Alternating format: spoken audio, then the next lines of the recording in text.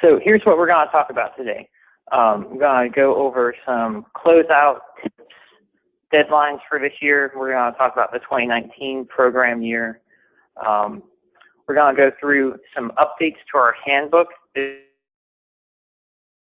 new handbook is going to be available to you on our website today, at the end of today. We'll talk about statement of influence. So this is a new thing that we're adding to the program to more clearly define the role that the program plays with the project.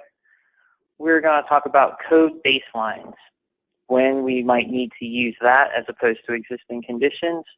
We're going to talk about getting an exception to things like that. And we're going to talk a little bit about cost effectiveness.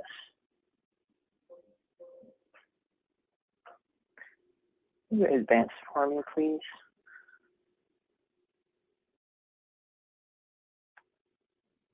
Excellent. So we're going to go do some updates and reminders next.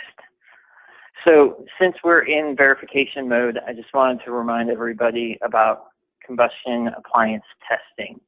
So in a lot of cases, if you're working on a project, you may need at closeout to test all the combustion appliances in the project. How do you know when to test? Take a look at the handbook. Nothing's changed in there with regard to the combustion appliance safety stuff. But basically, here, this table summarizes it. The handbook has the details. So if you're installing new vented gas equipment, all of it needs tested. If you're installing new gas ovens or ranges, all of them need tested. Any combustion appliances that failed during testing, you have to retest them to make sure that they're passing this time. If there is a systemic failure, which is 50% of the things you tested failed, you have to test everything. And then finally, if there's a change in pressure dynamics in the building that will affect gas-fired equipment, you have to test all of the affected equipment. So the handbook has details about what a change in pressure dynamics means. So you should read it because there is a little bit more flexibility than you might think. This thing's not working. Okay, I'll do that. All right, quick deadline. So if you would like to get your project paid in 2019, then please submit your verification package by December 4th. This is a key date for us. We're still going to be able to handle projects that come after that, but you just might have to wait till sometime in 2020 before the checks go out. So this is the key deadline. Take a look at the incentive reservation letter that you get with each project to see what your actual project state is. Barring that, this is our drop dead date this year to get paid this year.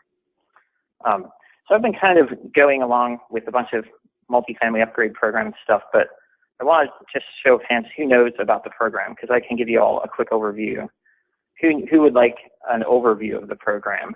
Anyone want an overview of what multifamily upgrade is? Oh, cool. Great. Next slide, please. I'm not going to give one. All right, so closeout stuff.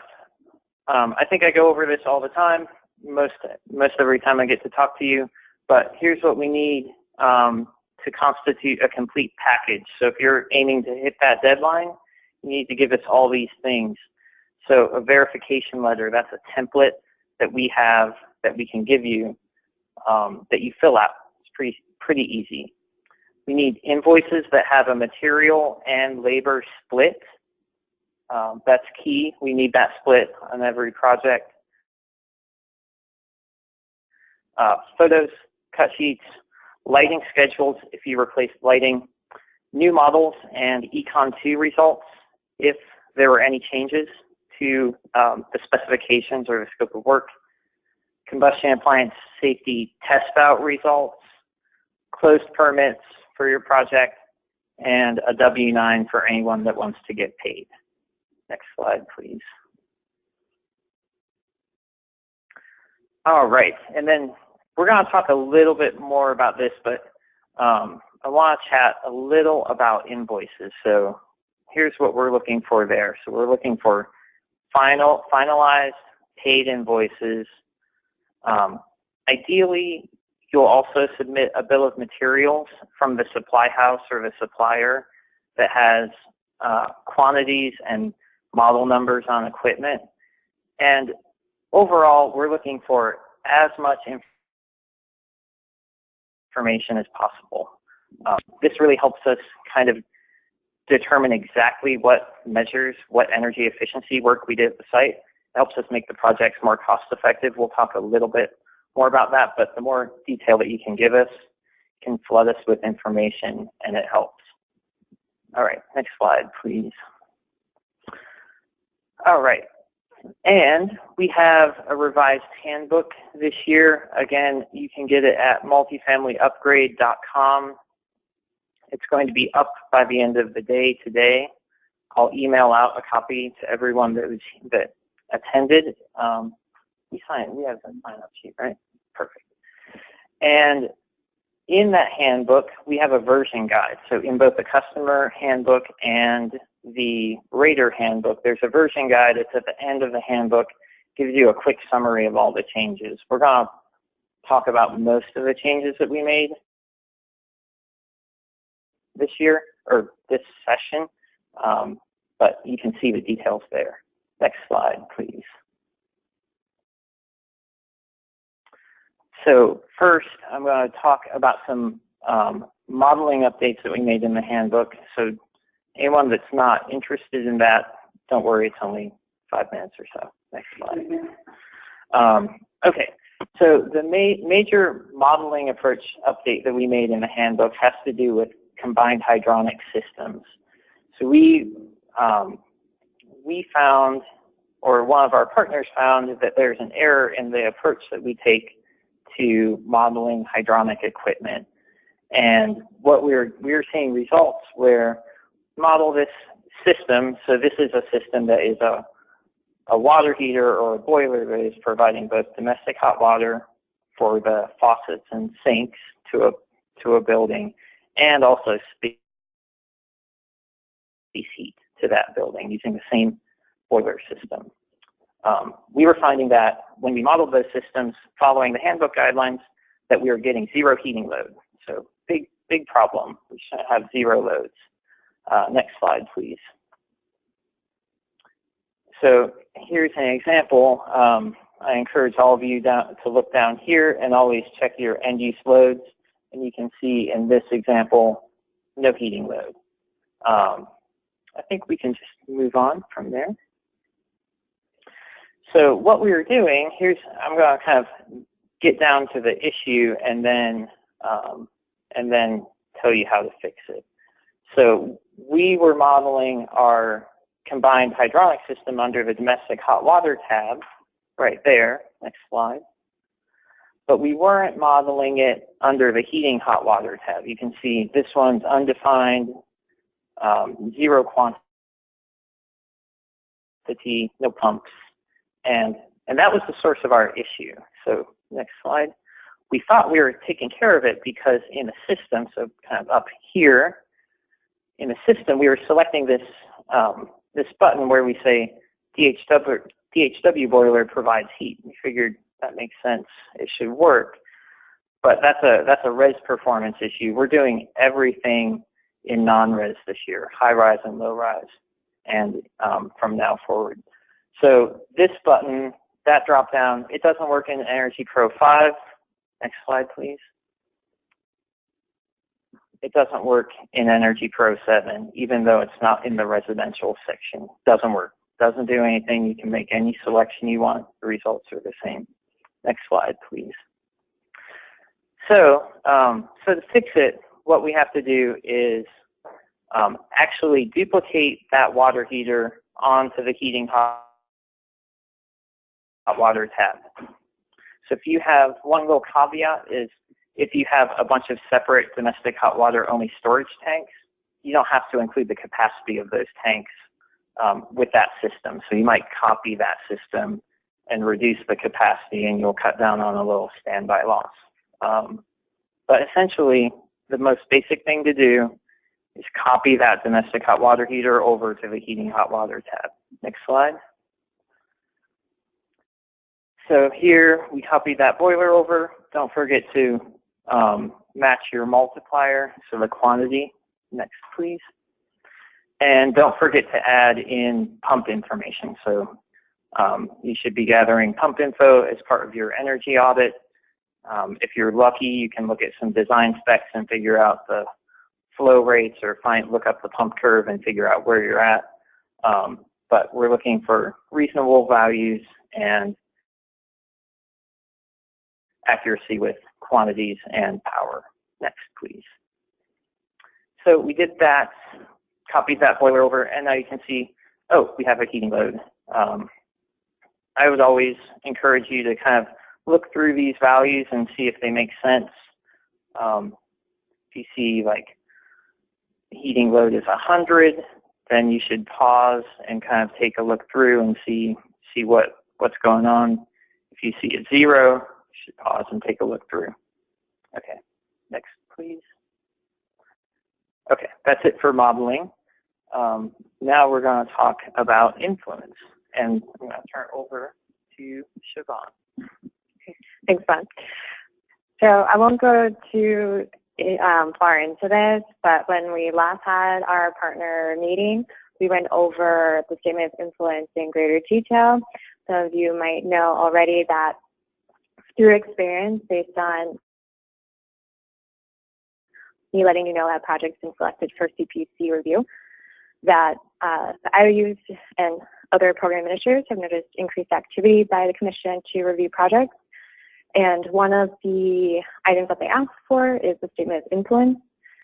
So we went over the components of what they want to see in the statement of influence at the last meeting, and now we have a template or guideline for everyone to use. Will also be made available this week. And so we ask that for all incoming submissions that this form be provided, or make sure that all the bullet points are addressed in audit report or other project files.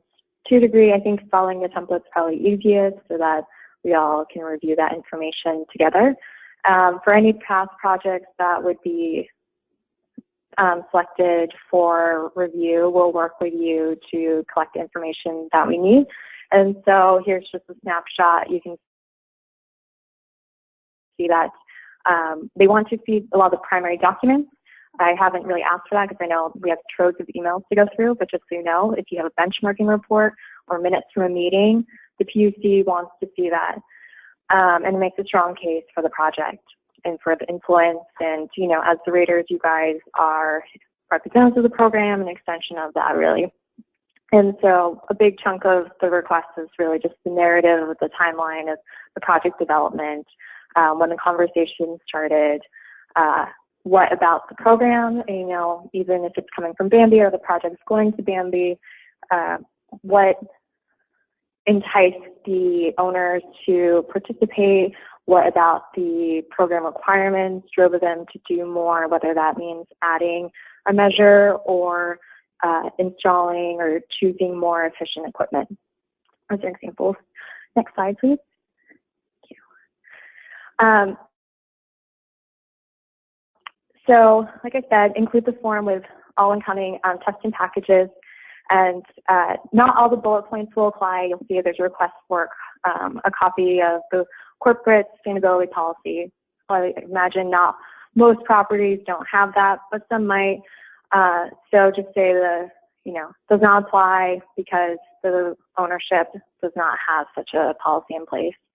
And so, again, everything listed or described, if we were to go through all of it, sort of a wish list for the PUC of what they would like to see addressed in terms of project development to show that the public programs funding is being used well and responsibly. But it is a wish list that they just don't all apply to all projects. The two that the IOUs and PUC really care about are the technical and financial influence of the program. So, you know, how many measures or retrofits were added because of the program influence, or, you know, how much did the efficiency improve? But also they like to see that the incentives drastically improve the payback of a project. So if you can give, that's obviously easier to demonstrate after the project is done with final costs, and we can true up anything then, but just know even some idea of, look, without incentives, they'd be looking at a payback of greater than 10 years, but with incentives, they're looking at 6 or something.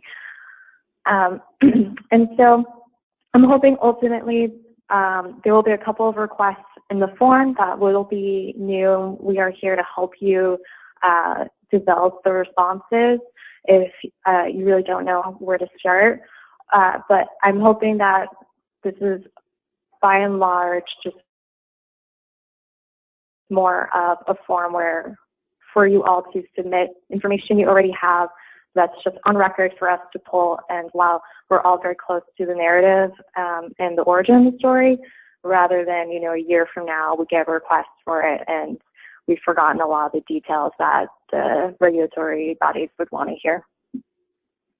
All right, that's it for influence, I think. Next slide. And then, yes, Matt's going to go over code baseline. Thanks.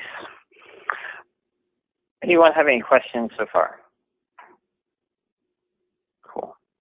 So, yeah, I'll just kind of piggyback on that. So this statement of influence thing, it's another thing we're asking you to do, so it kind of seems like a pain.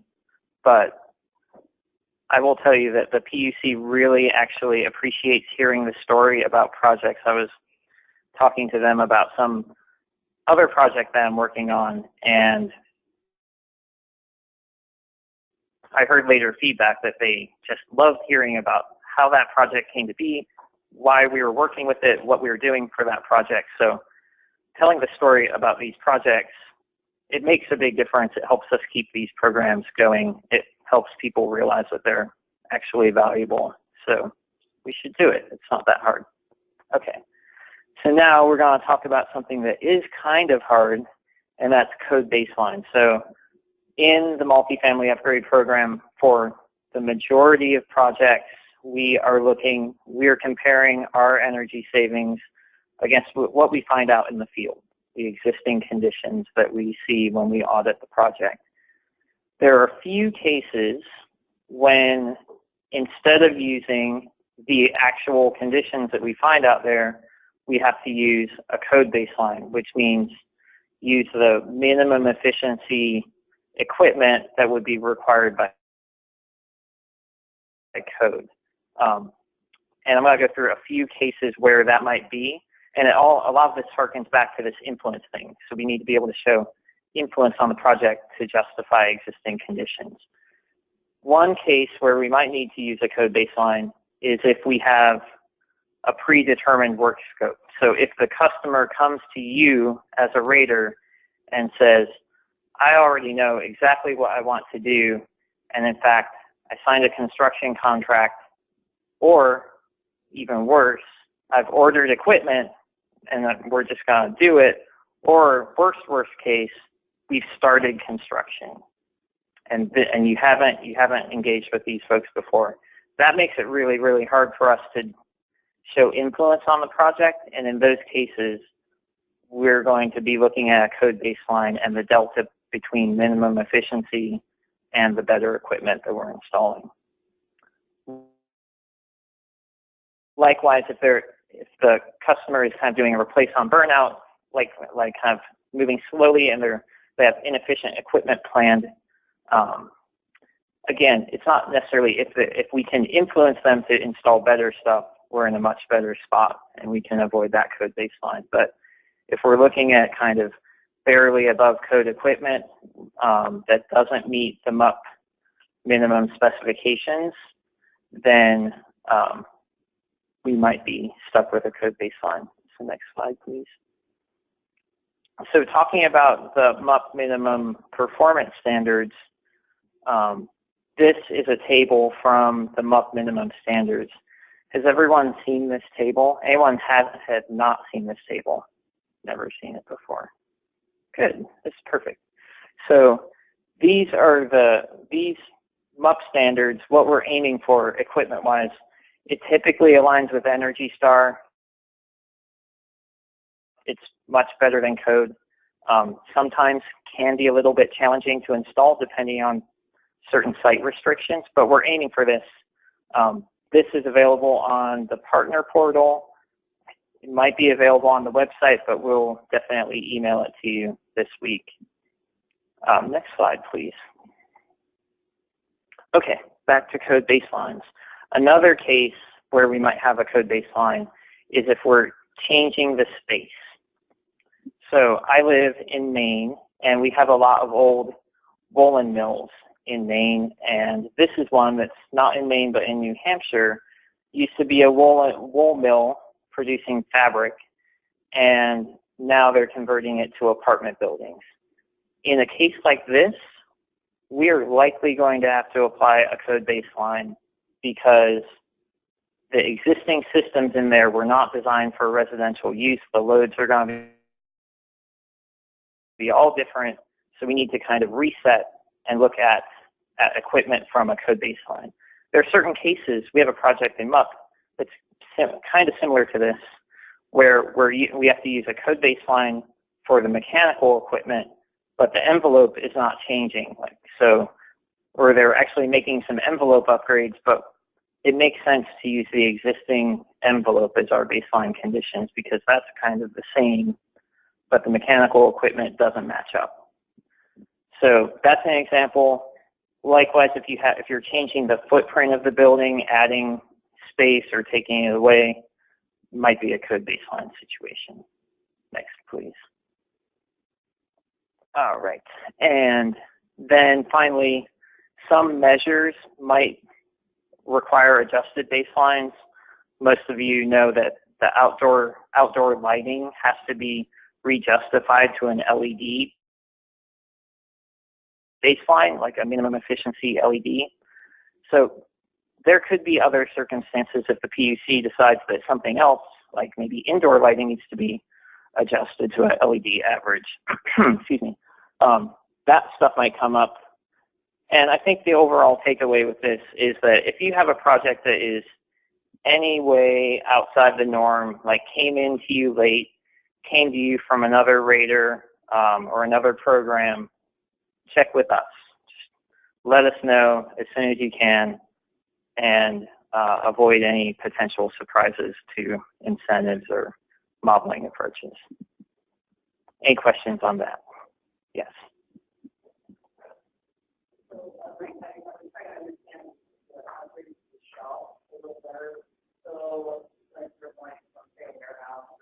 Mm-hmm.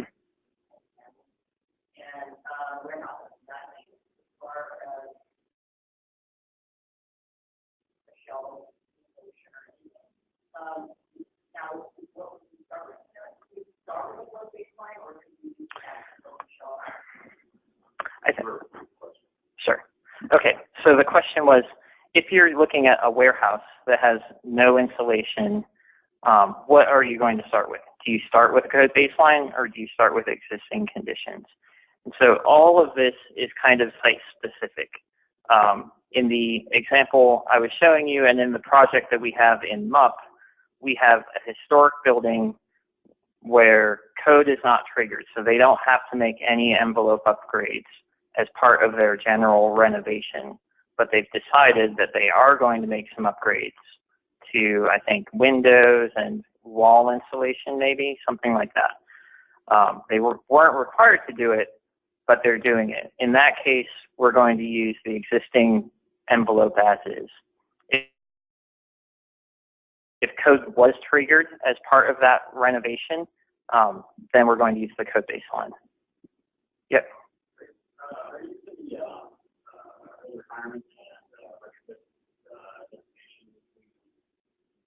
Good question. Oh, yeah, go ahead.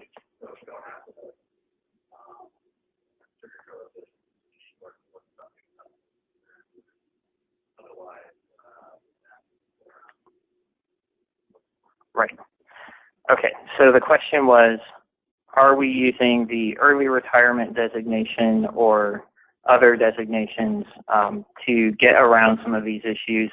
And we are not currently doing that. So we're still using, we fall under a normal replacement, and that's kind of been handed to us as the approach that we should take, at least for now. The one nice thing about that is that we get to claim the full lifetime of that measure. So that's really nice. If we're using the early retirement, then we have a very short lifetime for the measure, and it kind of goes both ways, but it can impact the cost effectiveness. Okay, yep. All right, okay, next slide, please. And now we're going to talk about some exceptions if we have a unique project and we want to grant something out of the ordinary, and Siobhan's going to take that. There you go.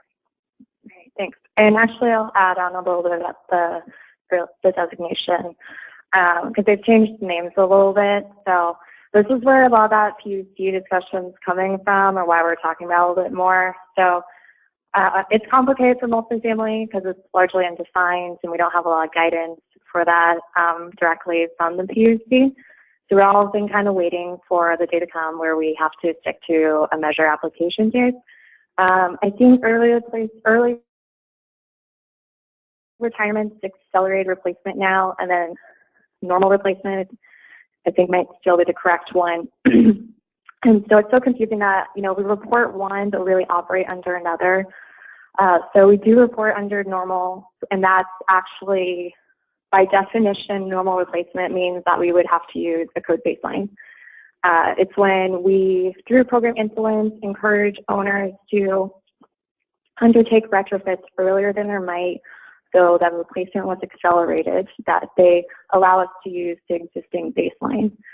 So that's why if we can demonstrate that the programs have inserted themselves as early as possible in the program development to encourage the retrofits that are being done, then we can maintain the justification to use an existing baseline rather than a code.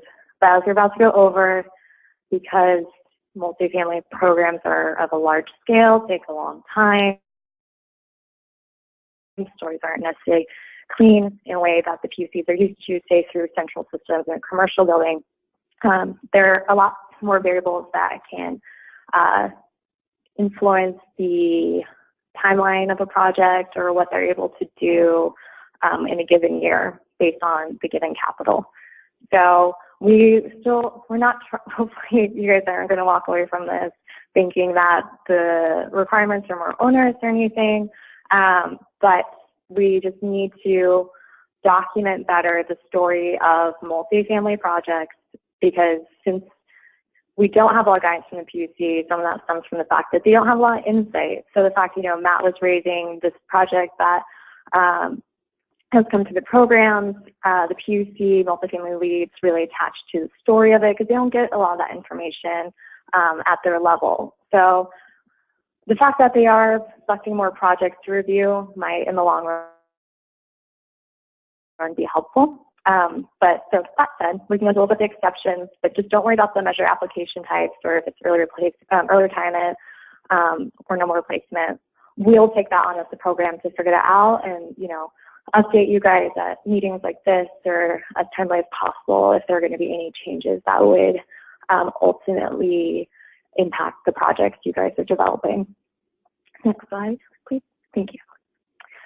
So yeah, to tag on to that, this discussion is largely because there's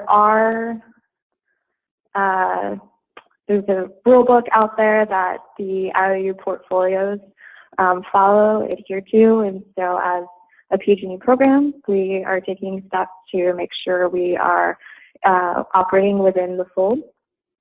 So because of the split incentives in multifamily and other reasons, we don't think it's appropriate in many cases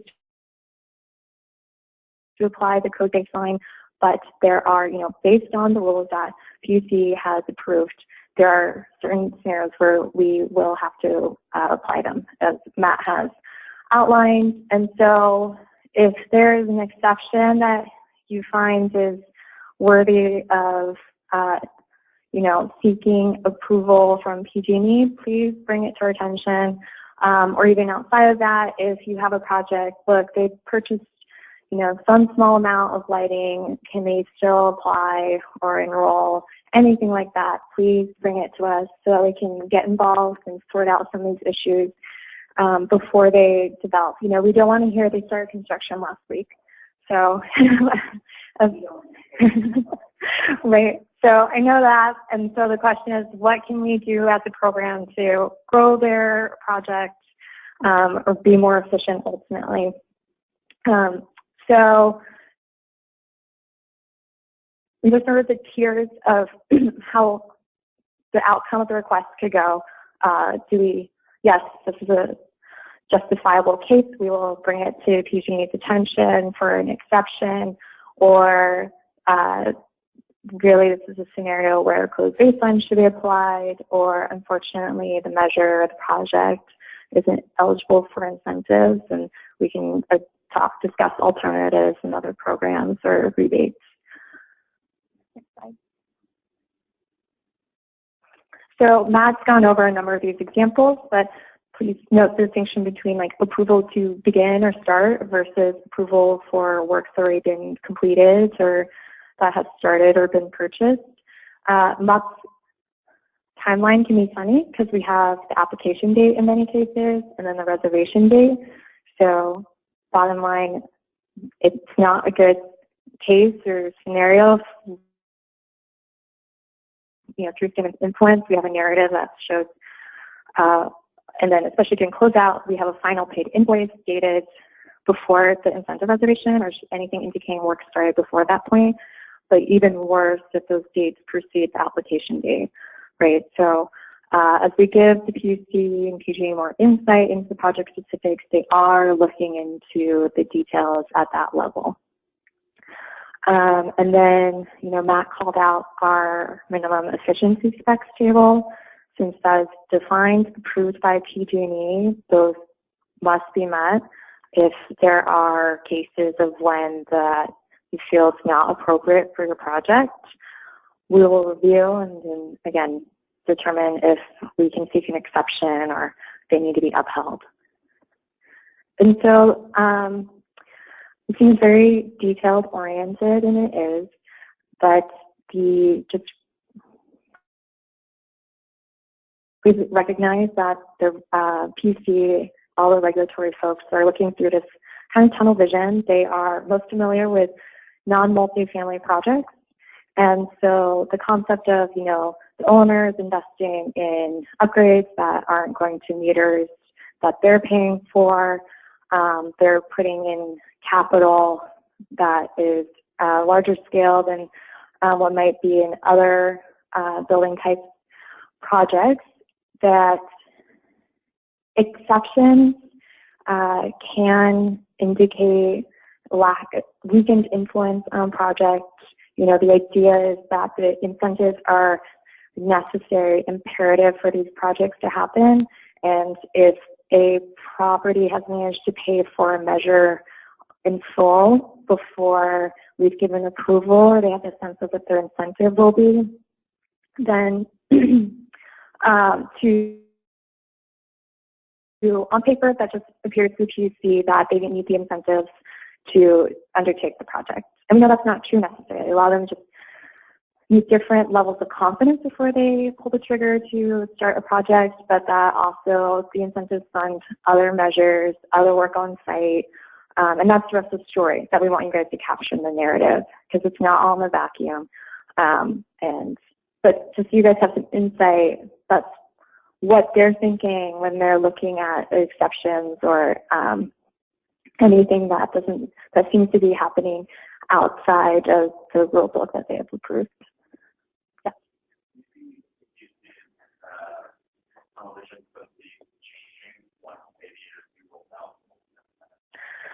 The question was, do we see the PUC's view changing with ABO2's benchmarking requirements? And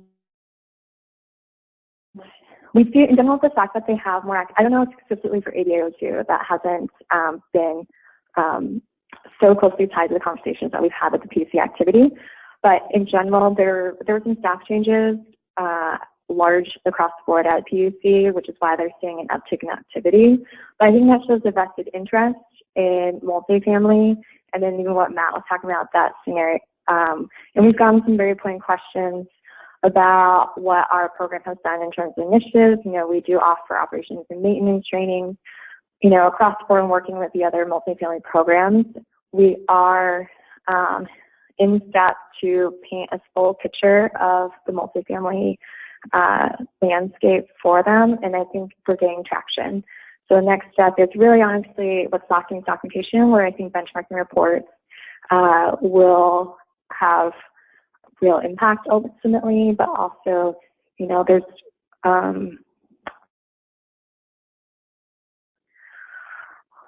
we want more heat pumps in multifamily properties, and that's also what needs to go with it, sort of work papers or a white paper indicating some issues that multifamily goes through. So I don't think it's just going to be benchmarking alone that will change their view, but it's certainly one factor. So I manage a grant from the CEC, and benchmarking is a big part of it. And, you know, reporting for benchmarking required by AB 802 happened June 1st of this year for multifamily. So the information will not be made publicly available until mid next year. I don't know what the sharing is between the CEC and the CPUC, but I can tell you from the results of commercial, there was about a 40% compliance of the buildings that were covered by AB 802, about 40% compliant. In talks with the CEC, they expect to be that about the same for multifamily. So, you know, how the CPUC can work with that data, if it's clean enough to work with for the ones that do report, and if that percentage of compliance is high enough for them to make actionable decisions, I'm not know, but I just thought I'd provide an update. Sure. Yes, Paul asked, how about fuel substitution measures? For seeking exception. No, at this time, Repeat the question. sorry, yes. Our fuel substitution measures, I guess, eligible for seeking an exception. And at this time, no, although the three-pronged tests have been updated, the values are still, I think, waiting to processing, I would say, more on a policy level about how these will be implemented through the programs. But this does come back to, you know, I know Bambi has a pilot going on last year. MUP did a small pilot on gas wall furnace replacements with heat pumps. So we're wrapping up those projects this year. And honestly, I think it's the documentation, going back to the idea of having to create a work paper around that will compel the IOUs to maybe act a little faster to include such measures for incentive in programs. So at this time, though, the IOUs still are not incentivizing fuel substitution measures, so we would not ask for exception right now. If there are no other questions on that, I'll pass it back to Matt. Thank you. Okay, we're going to wrap up. So last little bit, we're going to talk about cost effectiveness. We can just move on. So our program, all PG&E programs at the portfolio level need to be cost effective. The test that they're judged against is the total resource cost test. So that test looks at the costs and the benefits of a program or a project. On the cost side, we have things like administrative costs, construction costs, incentives. On the benefits side, we have the value of energy savings, maybe some avoided costs like carbon, things like that. So we're balancing those two things. If a project's cost effective, the result of the total resource cost test, or TRC, is 1. 1 means cost effective. Higher than 1 is very cost effective, lower than one is not cost effective. Next slide, please. So looking at MUP, I took a look at projects that we have in 2019 that have either finished or are projected to finish this year, and I have decent data. So I have cost estimates, I have savings estimates. Our lowest performing project had a TRC of 0.12. Our best performing project of this sample was at 1.4. On average, we're somewhere like 0.5, 0.54. And we've been getting better, so it's not great, but we've been improving. Next slide, please. And part of the way that we've improved comes back to this invoicing stuff. So I'm telling you all this stuff because we've been avoiding creating some sort of requirement for you guys to comply with where it says you have to have your project has to be cost effective and every measure has to be X, Y, or Z. So we're taking it slow at this point. One of the things that we're doing is trying to really pick apart the project costs and home in on the energy efficiency items. I was looking at a project recently.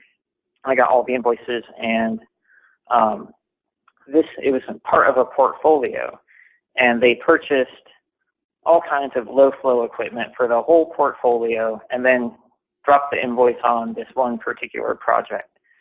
So because I had all the invoices and I had a really clear description of actually what got installed, I was able to tease out that portion and kind of reduce the overall project cost.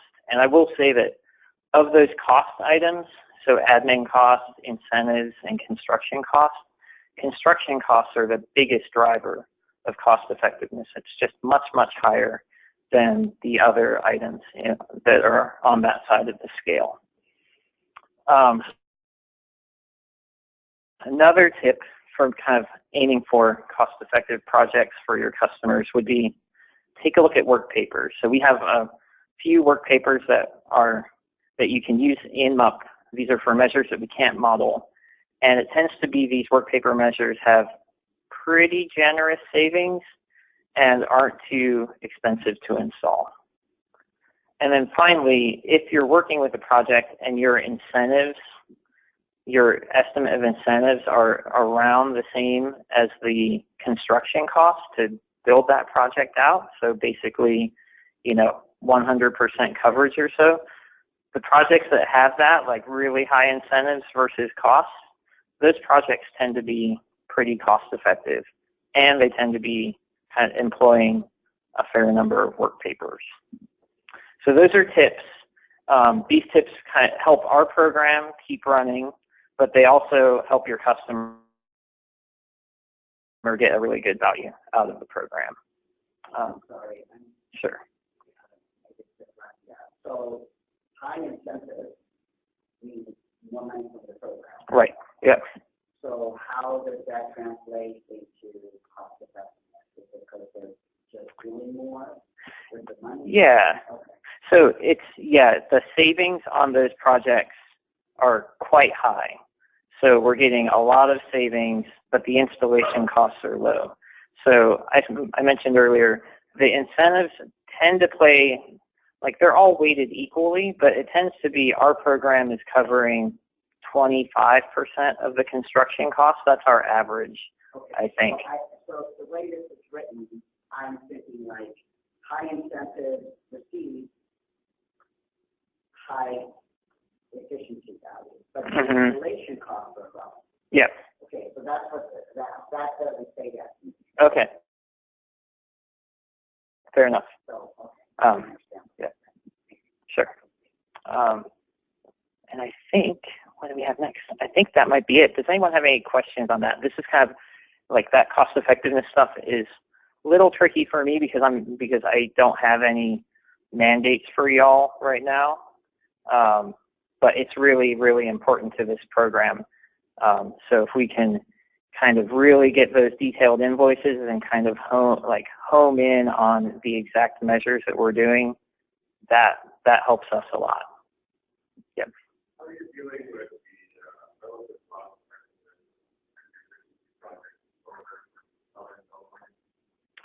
question. I haven't looked at that too close. Oh, yeah, sure thing. Question was, what are the relative differences between the cost effectiveness of projects in Northern versus Southern California? And I don't have that data at my fingertips. Do you have any idea?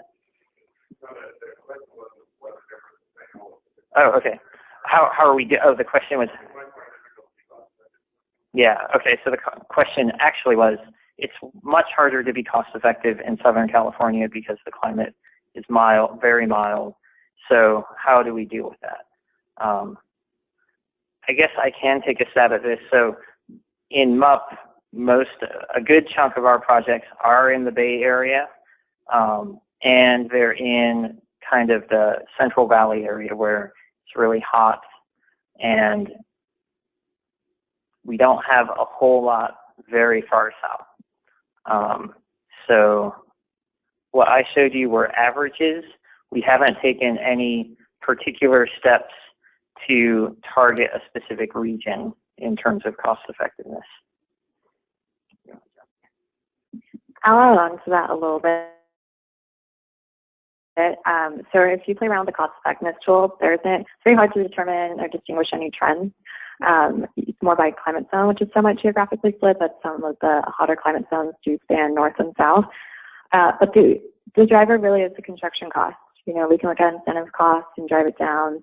But really, if you play with the numbers, they're extremely, if we paid out way more than we do now, it has less of an impact on the cost effectiveness result than the actual construction cost. So that's the main trend we've noticed. And then when you look at geography, I mean, there are other offsets, like construction tends to be cheaper out in some of those, like the valley than in the Bay Area. So then that offsets maybe some of the energy savings that you're seeing based on the measures. But honestly, some of the warmer climates actually, based on the savings that the tool references, are actually quite generous. You know, if you're coastal, that's where I think if you're southern coastal, then, in San Diego, that's just, different utility, different programs. They are very limited in terms of what measures they can offer. Lighting, the changes that the PUC has mandated requiring LND baseline have had a huge impact on their programs. So that's why we are drawing attention to this. Not called out our low performing project of 0.12 right now. PG&E has noticed that went on record with the PUC. They know, they're watching the program. And so if we're not able to improve that number, 0.54 is much better than what we've done historically. So that is in our favor, but eyes are on us. And so that's why we're highlighting the cost. Not saying we're not making other hard requirements. We could say potentially, that's what it comes down to program design is, do we exclude projects in certain regions or climate zones because they're seemingly not cost effective based on this tool that does have a lot, it's not linear, right? So, why would, the question about incentives being relative to the cost, you would think that if we paid out a lot more incentives, that would not make sense for a utility to implement through a program, but that's not what the equation says. So I wouldn't focus so much on the geography. I know based on true engineering sense, when you're doing the calculations, that's different cost effectiveness tool really. That makes more sense to a lot of us, but in terms of the program and this PUC tool and the variables, cost is the driver. Are there any other questions? Or even online? Or, yeah.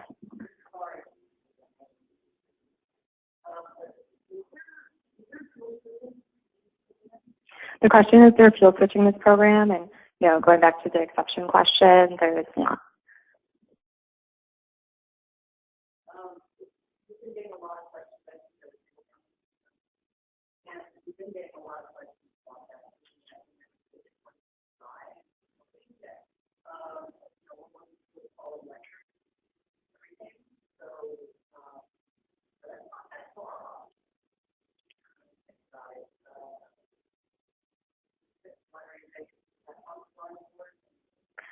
The question is electrification on the drawing board?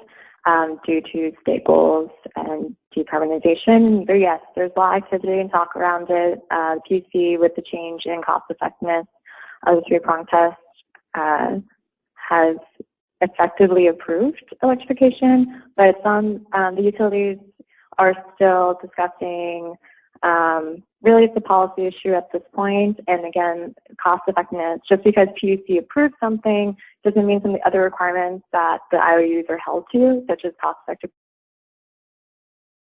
programs, means that they get a pass, right? So if you look at heat pumps, central water heaters are far more cost-effective because they're centralized versus in-unit heat pumps because of the cost of doing it within each unit. So, you know, there's distinctions like that, why electrification might not be broadly incentivized across programs. So, yeah, no, I think it opened, there are going to be a lot of new programs in the next year or two, and so it's a great time really to include new measures like that, bundling. There are ways around it, absolutely. But as of right now, yeah, not for our program or from the utilities, but we're hopeful. All right, so we're about time. Just thank you all. I want to just highlight that we still have funding, and we run this program through 2020, so there should be a new multifamily program 2021. That said, we don't have a hard deadline for applications at this time, but you know, many of you know, projects take more than a year, up to a year to fully develop. So we are at the 15-month mark or so. So please bring projects to us, get your applications in, so that way we can get some insight into what next year will look like and work with PG&E accordingly. All right, thank you.